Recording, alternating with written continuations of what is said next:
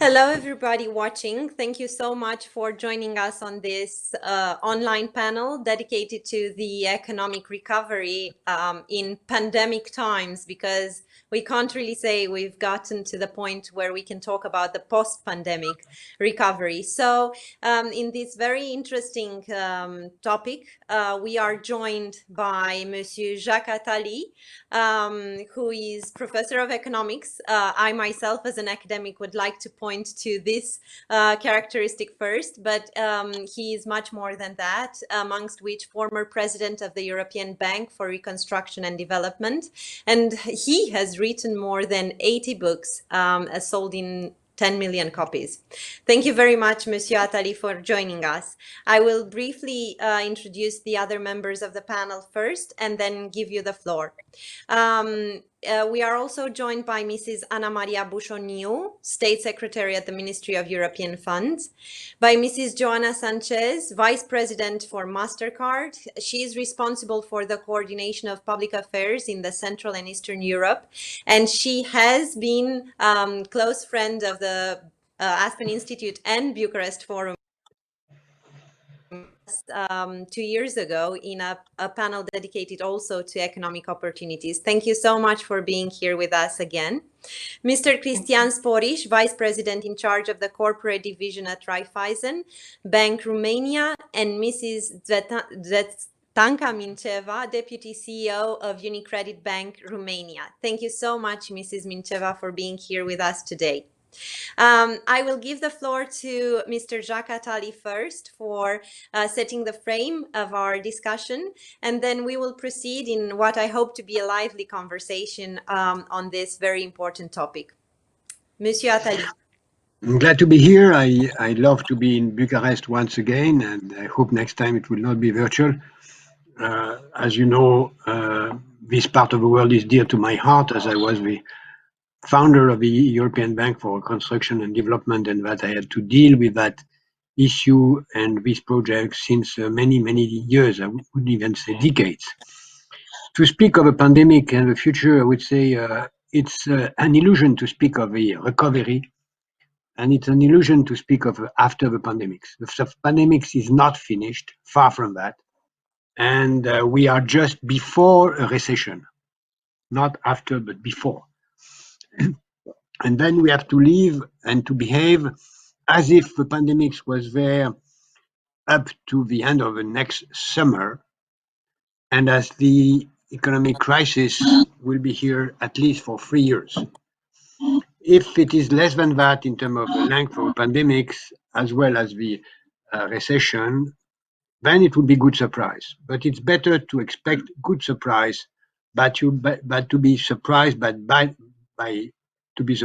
by bad surprise. And then I really urge you to think, as we are working and living in a very, very tough circumstances for many months and years. That doesn't mean that we have to be paralyzed and wait and just stay locked down in our house and do nothing. On the contrary, it's time to be lucid and to move on. Whatever happens, if we find a vaccine and drug tomorrow or in 5 or 6 months, if pandemics disappear, the world will be totally different. It will not come back as it is. And even if some sectors such as tourism, airplanes, cars, think that they can go back to the real world as it is, as it was in 2019, it is not true. Airlines will not come back at the same level before 3 or 4 years minimum. And it's true for car industry, for textile, for many, many other sectors. The poorest people will be more victim than the others. The number, I will not make the list of the situation, but let's focus on what should be done. What should be done is that we are not in a war, but we are in a situation where we should have a war economy, which means an economy which is preparing full speed to be ready to deal with the issues that will appear after the end of the pandemics. What are they? I think this pandemic should let us realize that we are missing of a lot of things that would have been fundamental to help us prevent the pandemics. Things that are present in some countries which have been excellent in dealing with pandemics. And the best example I can give is South Korea, which is the best management of this crisis than anyone else in the world, because they were ready, fully ready, 1 month before they have their first case. I say 1 month before they have their third case. Why? Because they prepared testing, tracing, masks, and all health devices that were needed. And today, with a population of 54 million people, they have only less than 400 deaths. That means what? That means that there are some sectors that should be the priority. And those sectors, I call them economy of life. And if there is only one message I would like you to remember, is that we should, all of us, focus private investment, public speeches, vision of the world, what in German is called Weltanschauung, world vision, into this economy of life. What is economy of life? Is the set of sectors that are badly needed during the situation and will be the core of the growth in the future. Because whatever happens, these sectors will be needed and there will be huge demand for them. Who are they? Health, hygiene, food, agriculture, education, research, digital, distribution, security, press,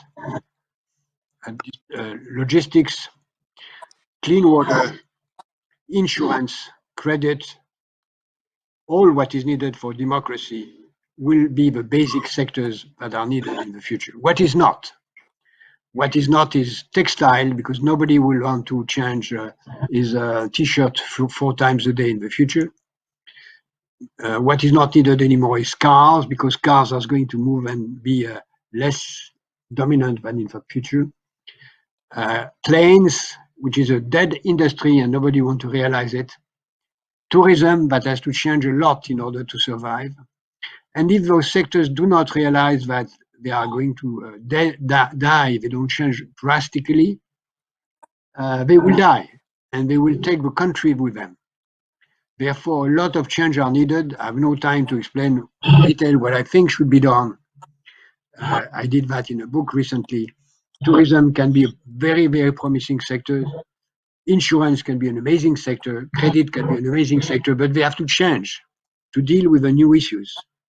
And those new issues are linked to the focusing on those new sectors that I just mentioned, that have to be the priorities of investment and priorities for a lot of people. I may add some other sectors which are important, such as clean housing, and some sectors which are, in my view, going to disappear, which are plastics, chemistry, machine tools for a large part of them, oil and gas, which are going to disappear. And of course, an oil and gas company can survive if it becomes a renewable energy company. Machine tool company can survive if it produce what will be badly needed, which is health devices, which are badly. It's a shame that the largest company on health devices in the world is much smaller than any of the GAFA, which are, in my view, for the future of mankind, less important than health devices, where there are huge demand and where the people are beginning to realize that we have to pay more for that. Therefore, I believe that all these sectors should be the focus of investment. I don't think that we have to fear for any global collapse of the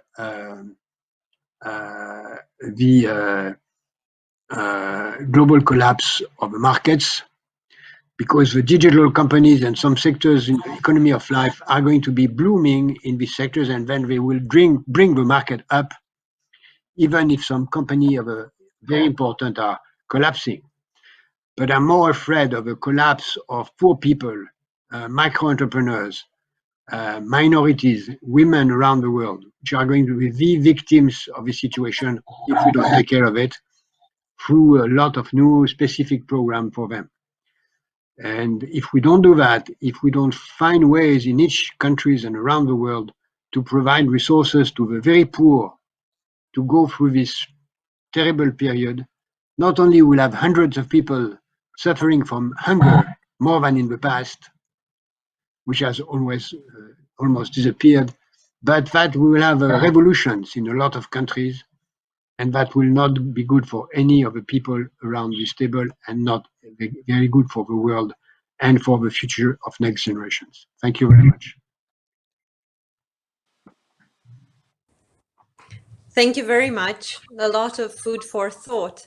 And because you mentioned the idea of key sectors, and because you also mentioned the idea of support, public support, I will give the floor firstly to Mrs. Ana Maria Bușoniu, as representative of the Ministry of European Funding, to tell us a little bit of her view and the institution she represents, the Ministry of European Funding, with regards to how can the state, the Romanian state, or a state in Central and Eastern Europe, be supportive of those key sectors that can facilitate the recovery. What are the options available? Mrs. Bușoniu. First of all, I want to say good afternoon. At the level of the Ministry of the European Funds, we have changed the programs in order to adapt them to this pandemic crisis. So we try to find in this programming period to support the crisis, and I will review them very briefly. First of all, if we discuss about the digitalization of the SMEs, because looking at the digital economy and society index, we can see that our SMEs have a long way to go, and we need to improve to be able to compete on the global stage. So now we open a call having 50 million euro for IT sector. The call is open before to November this year, and the financial support is between 1 and 5 million euros for each project. In the following areas: cybersecurity, smart village, smart city, big data, artificial intelligence, electronic transactions, e-government, e-education, digitalization of public administration, and also maybe the most important, e-health. Also, we have a call for SMEs which do not have the main field on IT activity. Here we have 100 million euro, and I think in 2 weeks we will open the call for the SMEs. The financial support is between 30,000 and 100,000 euros. We also put money in e-education, and now we want to launch this week the call for settling tablets, and other equipments necessary for online education. At the level of the other operational program, we financed measures like technical unemployment on human capital OP, the settle of equipments taken by a hospital to large operational infrastructure program, and maybe the last intervention, but perhaps the most awaited by the market, 1 billion euro to helping SMEs for micro grants, working capital, and also investments. This scheme we managed to do with the help of the Minister of Economy, and today is the first day when they opened the call for micro grants. In the next week, they will open also the call for working capital and investment. In fact, These were the measures that the Minister of European Funds established for this programming period.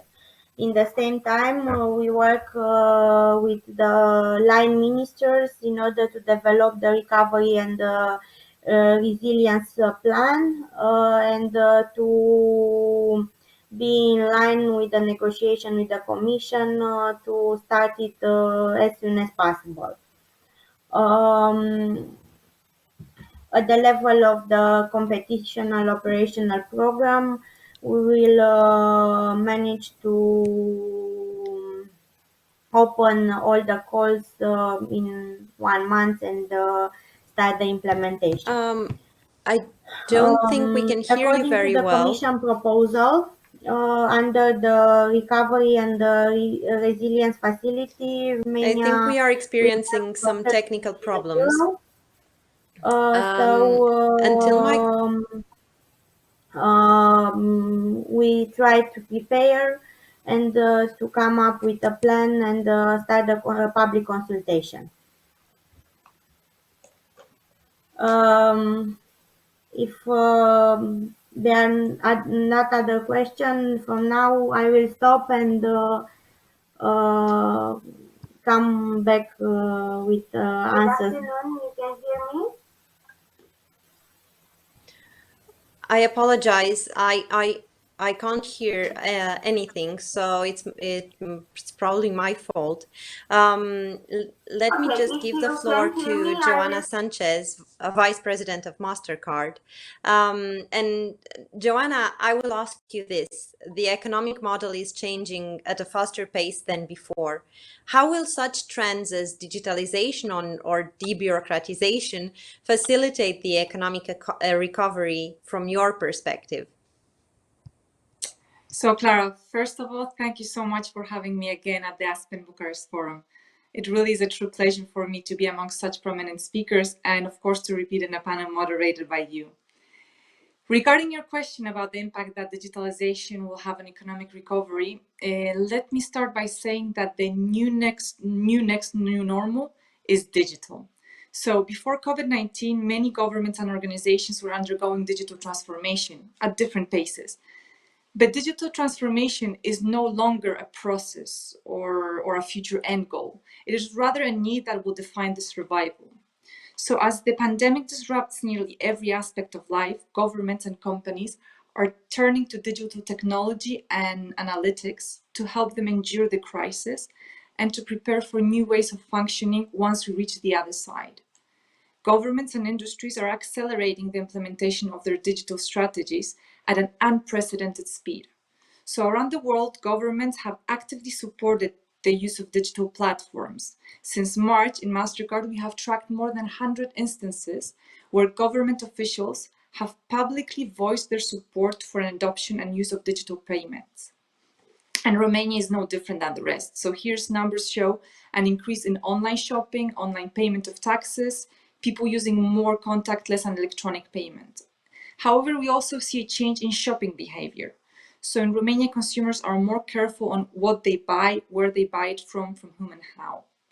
At the same time, if you look at the level of financial and digital inclusion at national level, you will see a gap between several large development poles around the country and small rural areas.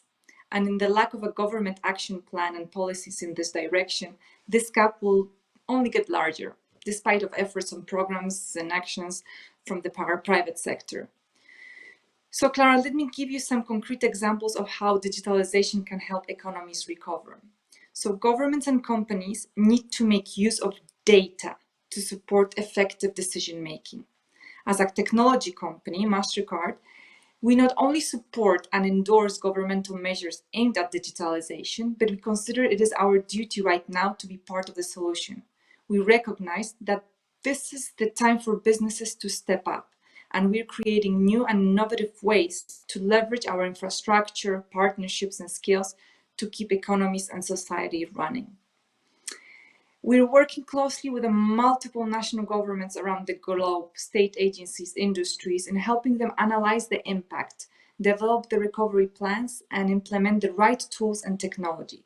Let me give you concrete examples, such as In MasterCard, we're using the data that we collect, making it freely available to help governments have full visibility on what are the spending patterns, which type of commerces are the most affected now, where are they located. And this actually allows the governments to design an informed economic response to the pandemic. In the same line, with tourism being so affected in the recent months, we're working with several tourism ministries around the globe. For example, our Tourism Insights platform is at the center of the work that we're doing with the Greek National Tourism Organization, the GNTO. MasterCard here is supporting their efforts to identify international audiences that are willing and able to travel to Greece, and working with them on a campaign to promote Greece as a tourism destination among affluent travelers from a number of target countries. Given that many, if not most, of Greek tourism businesses are small and micro, the value generated for them by such initiatives is clear and tangible. We have also helped governments in directing their benefit and subsidy programs in a more efficient and more refined manner by making sure that the help gets to the right place at the right moment, avoiding the inefficiencies of cash or check disbursement. In recent months, our prepaid and debit solutions were used to ensure quick and safe delivery of disbursement to the most vulnerable groups in many countries. Here I can name Turkey, Russia, Israel, and many more. Also, long-term recovery from the crisis is dependent on inclusion. This is the reason why when we speak about recovery, we cannot forget about the inclusion of SMEs into the digital world. Small businesses in every country are the backbone of economic growth. If you lose the energy and the dynamism of that sector, you will lose the employment growth capability. In MasterCard, we are helping SMEs around the world to digitalize. So our recent study shows that consumers are more likely to shop locally compared to a year ago. And if you link this to the surge of e-commerce that we are witnessing, it is no rocket science that those small businesses need to become digital. For this, just last month, we have announced an investment of $200,000 in an SMEs relief project in Poland. Also, another example comes from Ukraine, where we launched a web portal for SMEs together with the Ministry of Digitalisation with the aim to disseminate educational materials on innovative financial products. By helping SMEs in their digital transformation, we're sure we're providing them with a stronger position to overcome this crisis. So let me repeat myself again. The next new normal is digital. The long-term recovery from the crisis is dependent on inclusion. This moves beyond philanthropy and offers a chance to develop commercially sustainable and scalable social impact. For that, businesses must recognize this new reality. It means diminished physical interaction with customers and employees, so they need to recognize it and transform. However, there are other actors like governments. Governments need to lead by example here and accelerate the provisioning of critical administrative services through digital means, such as communication, payments, etc. They also need to deepen their ability to understand and make use of data insights to steer policy decisions. At the end, economic recovery requires partnership, and MasterCard is ready to continue demonstrating governments, consumers, and SMEs that we're here to help and be with them in this vital project. Thank you so much, Joanna Sanchez, for this wide overview of good practices, corporate good practices. And the fact that you brought in the term partnership makes me jump in to the next question to Christian Sporish, Vice President of Corporate Division at Raiffeisen Bank. And my question to you, Mr. Sporish, is how can, in your perspective, how can the state and the private sector move forward in this partnership? We heard from Mrs. Bushonius of some remarkable examples from the public sector. We heard from Mrs. Sanchez of some remarkable examples from the private sector. Now let's bring them together. How do you see this partnership moving forward in the new economic model? Okay, good afternoon, Clara, to you and to your esteemed guests. Thank you very much for inviting me to this webinar. Partnership, yeah.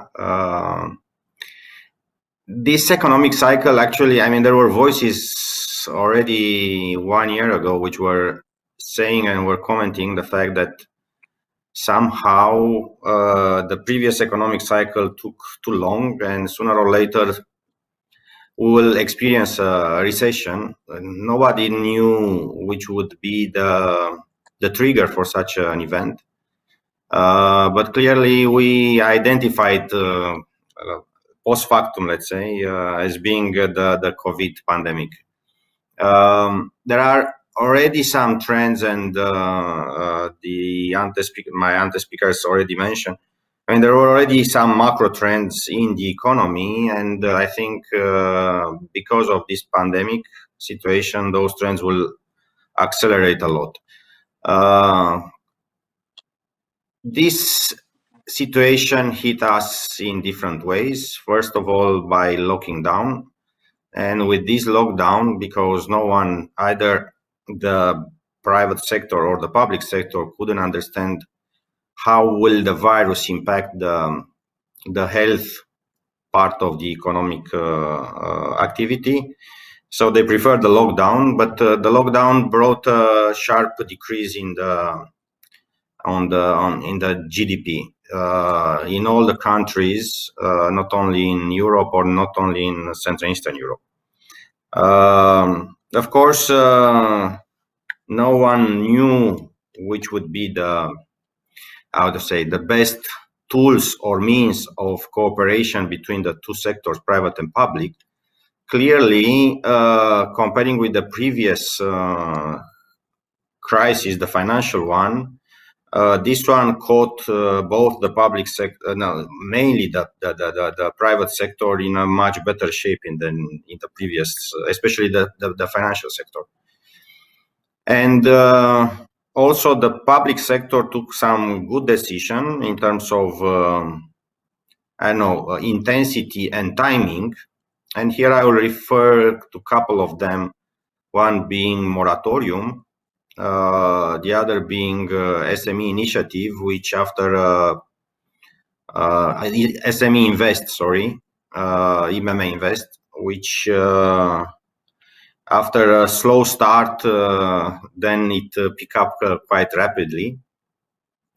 It was just published also the norms for the scheme, the help with the guarantees for the large corporates, company with turnover over 20 million RON, so approximately 4.5 million euros. So apparently, of course, we saw also the central banks, which were quite fast in adjusting the interest rates and offering plenty enough liquidity in order all the stakeholders to have access to the liquidity. And here I am referring to Federal Reserve, to the ECB, to the national banks around the region. So the mix of public policies were, in my opinion, quite sizable. And as I said, the timing was very, very, very, very correct one. And it's a good surprise, because normally we know, all of us, the bureaucracy in all how the bureaucracy can create some time lags from the moment of decision till the moment of putting in place in the market some measures. This time it was very fast, the reaction. And I think looking forward, clearly we'll continue to cooperate both with us, private sector, with the public sector, through different aid schemes on one hand, state guarantees on the other hand. But of course, we are looking forward to see more. This is a sort of, the first impact, and the first is short-term fixing. But we are looking forward for longer term fixings. And here I would refer to absorption. I mean, we do have 80 billion, right? We are speaking about 80 billion in EU funds. But it's like looking myself as a chef, a poor chef, or a lousy chef. I'm having the refrigerator full of all kind of ingredients, but I don't know how to do more than a tea, or eventually, I don't know, some pasta. So hopefully, with all those money, we'll be more. We'll try. I hope we as a country will be a little bit more. A better chef that we were in the past, better chefs that we were in the past, and we would utilize this money in a much better way, because the amount is incredible. I mean, it's mind-blowing. And here, for sure, I mean, there is the infrastructure. We've talked about infrastructure for so many years. I mean, this can create a lot of horizontal development, will create a lot of need for economic activity. And if you know how to use those money, and also the money from the internal saving, in the previous crisis, we were utilizing the external saving of the other, I don't know, countries or banking sectors. Nowadays, we have quite a large size of internal saving, either from pension pillar 2 or from deposits. So here, if we utilize all those money, I think we can have a very nice recovery, and we can get out of this even stronger than we entered.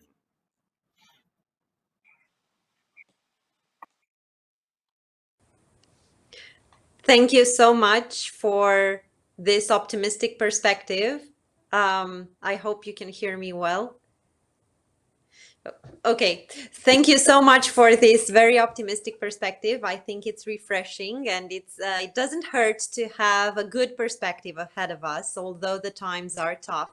So I will move on to Mrs. Mincheva and ask her, from the perspective of yet another financial institution, Unicredit, how do you see the role of financial institutions in the current environment, especially in a region like Central and Eastern Europe, or the case of Romania? As we already heard, there are some specificities, some particular challenges from the past period. How do we move ahead in this context? Turning to the main point, as it was mentioned by the other speakers, it's unprecedented crisis. And it's unprecedented also the series of were put in place in order to react to this crisis. What is particular for this time is the fact that the whole world is under the crisis in the same moment. It's also important to mention that for this region where we are living, probably this is the hardest crisis after these countries exit the Iron Curtain some decades ago. This time, this crisis started as a sanitary situation. It also moved to some political and economical crisis, but this time is important that this is not a banking and it's not a financial crisis. The banks this time were very liquid, very solid, and we believe they were part of the solution, and they will be part of the solution, as also some of my colleagues mentioned before. The first thing we need to do some months ago, when it all in March and April, was to go back to basic, to provide to the individuals and to companies access to basic banking services, ensure that they can reach their accounts, they can spend their money, this was the first task that we really need to do with the best effort, being important player of the society, of the economy of the country. Then moving to a future, of course, we believe we are part of the solution of recovery. As mentioned by the representative of the government, there was an unprecedented level of offer to support first of all, the shortage of liquidity and potential issues with cash flow of the companies, to support workers and the companies with technical unemployment measures, to introduce some tax relief, and to help gain back the confidence of the consumers and the companies that everything will move back to a kind of new normal life. So in this aspect, we have participated at the group level, our group level, in more than 32 different program schemes that we are offering for more than 4.7 billion euro as of August around Europe to support companies to regain back their status in the economy and to get back to their investment needs. But on the top of this, we are channeling also a lot of private funds in this. We see our role here in three main directions as important player for the future. The first one is financial support, of course. As already mentioned, we are a player and we are players in general in financial sector that can support channeling of all these government and supranational fund programs to the companies, as we are having access to them, and we are the one actually to make it faster, the process of access to this money. From other perspective, we believe we are important player in the future of digitalization. We all experienced within how the digitalization actually speed up. Everybody working in the past in order to enable digital services to be offered online, in order to give to our customers to bank and to the channels wherever they want. Now that this is more than predicted. We had some expectation, but we are today much forward in the future. And even today's example of us being part of this action. In addition, we have two main aspects. The one, of course, is access to services, where first we enable the capabilities, and second, we support the customers in gaining knowledge and to adopt the services. In this aspect, in Romania, this year we are boosting significantly the access to electronic digital signature. We are also offering to some of our customers additional free of charge electronic certificate used not only for banking, is help reach electronic signatures even out of the financial services industry for their tax purposes or many other. What is in digitalization? I believe, and we believe, this is an area where we can work together with the public authorities to speed up the access to funds. Giving you an example, we also, as our colleagues from the other banks in Romania, participated, and we proactively supported and channeled more than 1.5 billion RON through the IMM Invest program to our IMM companies. And we are currently working and trying to have the process digital so that it speeds up and gives easier access of the companies to this type of schemes. I think if we join forces together with the government, we can really offer a valuable service. And of course, here also other partners like the ones that talked before, supporting the payment industry can be very useful.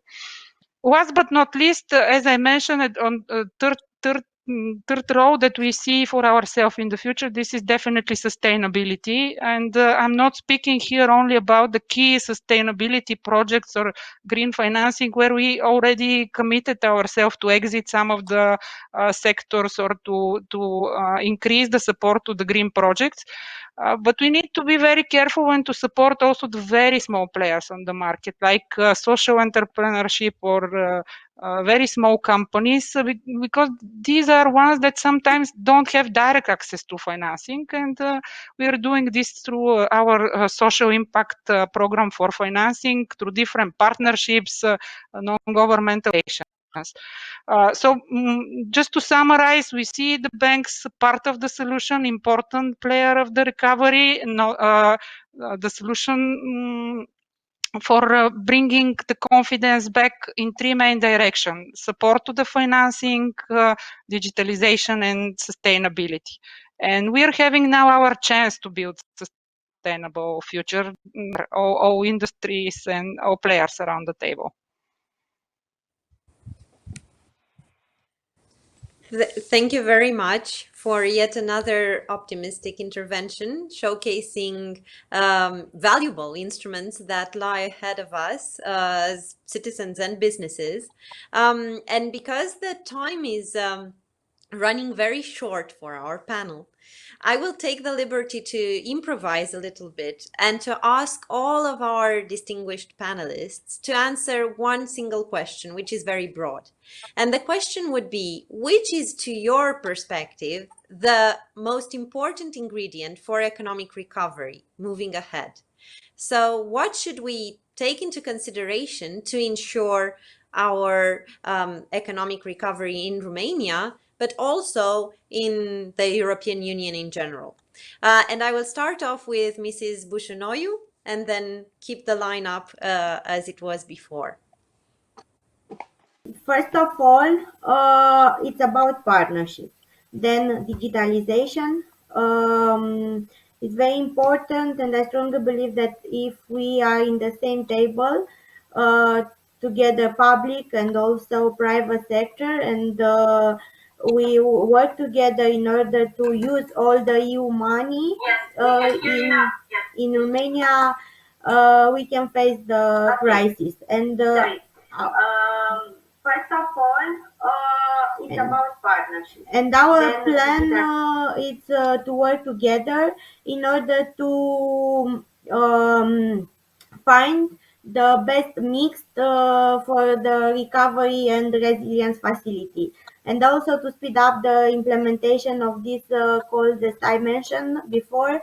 And they are very important at the level of the market, because if we make this infusion in market, 1 billion euro for SMEs, also 100 millions for digitalization, and also 50 millions for digitalization development of IT sector. I believe that it really step in front of the crisis. So together in partnership, taking into consideration all the EU opportunities, we can do our best in order to stay in front of the crisis.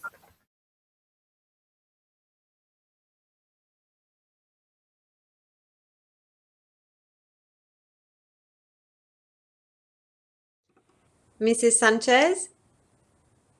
Yes, Clara. So I think that I would like to leave the audience with three messages. First one is the one that the next new normal is digital. So it's very important to keep that in mind.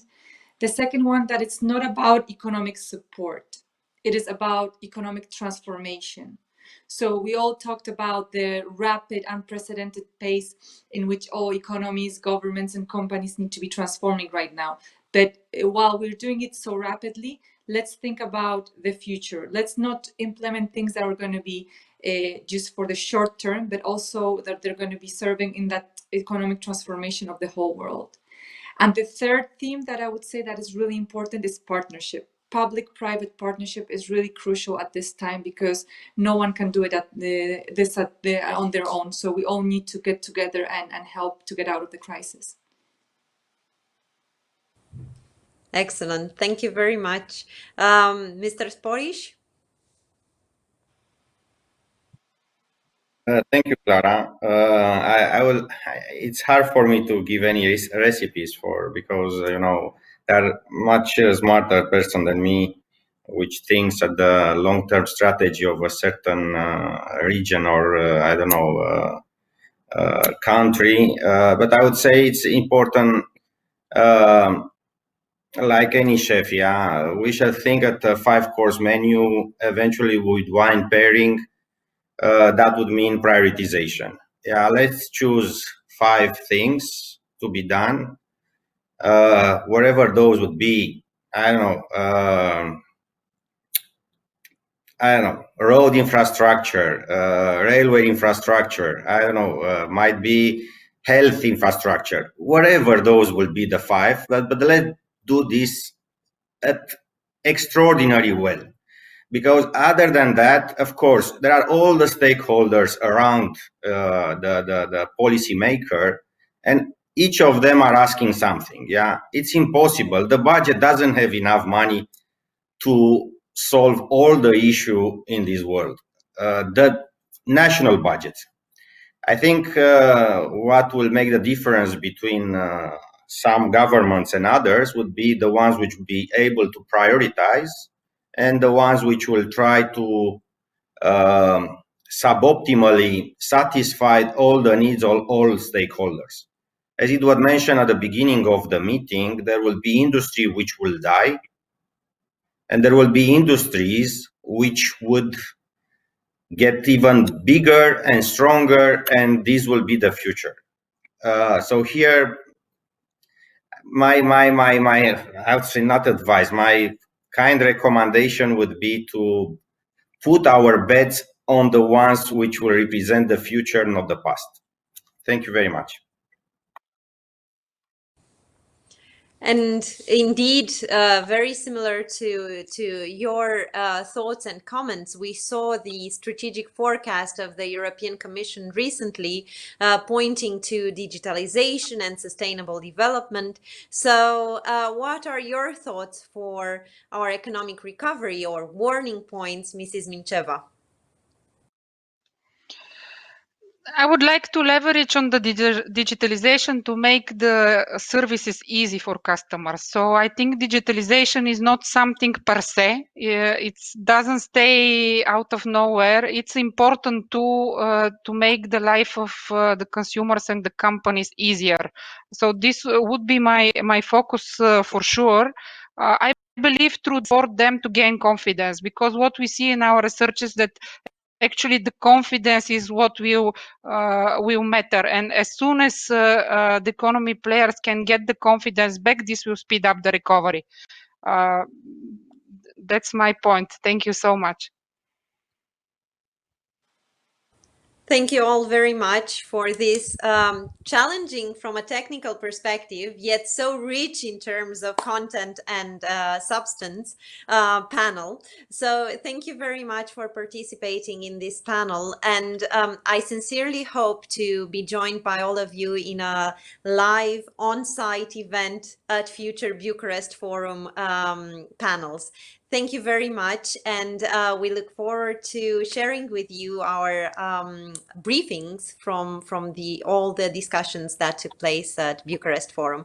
And thanks to all the viewers that were with us, although we couldn't see them. Thank you all very much, and have a lovely day ahead. Thank you very much, Clara. Goodbye. Thank you all. Goodbye.